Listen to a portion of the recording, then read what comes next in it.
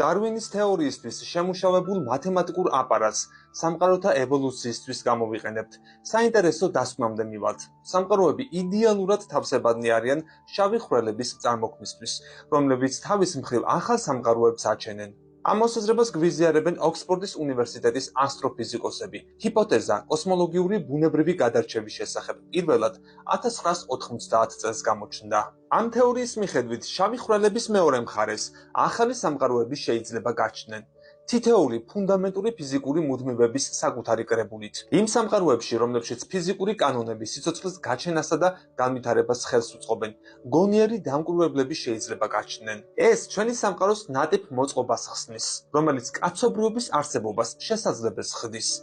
კოსმოლოგიური ბუნებრივი გადარჩევის ჰიპოთეზის მიხედვით, მულტისამყაროების ფორმა, ანუ ყველანაირი შესაძლო სამყაროების კრებული, რომლებიც შავი ხვრელებიდან გაჩნდნენ, განსაზღვრავს პროგრესს, ბიოლოგიური, იგივე ბუნებრივი გადარჩევის მსგავს.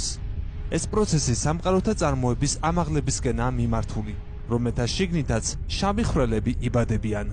სამყაროთა განვითარების პროცესების მიმართ თუ პრაისის განტოლებას გამოვიყენებთ, რომელიც ბიოლოგიური ორგანიზმების ევოლუციას აღწერს, რაც ამავე დროს ოქსფორდის მეცნიერებმა გააკეთეს.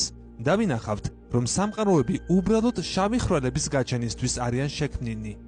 როგორც თევზები არიან წყალში საცხოვრებლად შექმნილი, ხოლო ფრინველები ცაში ფრენისთვის. კვლევის ერთ-ერთი ავტორის თქმით, კოსმოლოგიური ბუნებრივი გადარჩევის ჰიპოთეზა საკამათო საკითხია და ბევრი ფიზიკოსი ამაზე მიუთითებს. ამის მიუხედავად მეცნიერები ასეთი მასშტაბური პროცესების აღწერის შესაძლებლობით დაინტერესდნენ, კერძოდ, ბიოლოგიური ორგანიზმებისა და გენების ევოლუციასთან ანალოგიით.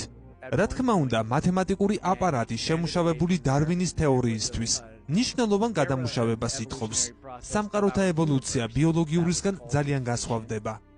მაგალითად, მულტისამყაროს შემთხვევაში არ არსებობს დროის მიხედვით განვითარების კონცეფცია.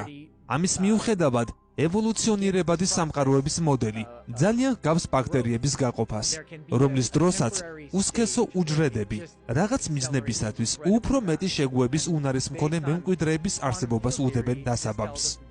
აქვე გავიხსენოთ შავი ხვრელის წარმოქმნის ფიზიკური თეორიაც. შავი ხვრელი ძირითადად მასიური ვარსკვლავის ბირთვის შეკუმშვით ჩნდება. ბირთვში საწვავი თავდება, თერმობირთვული რეაქცია აღარ მიდის.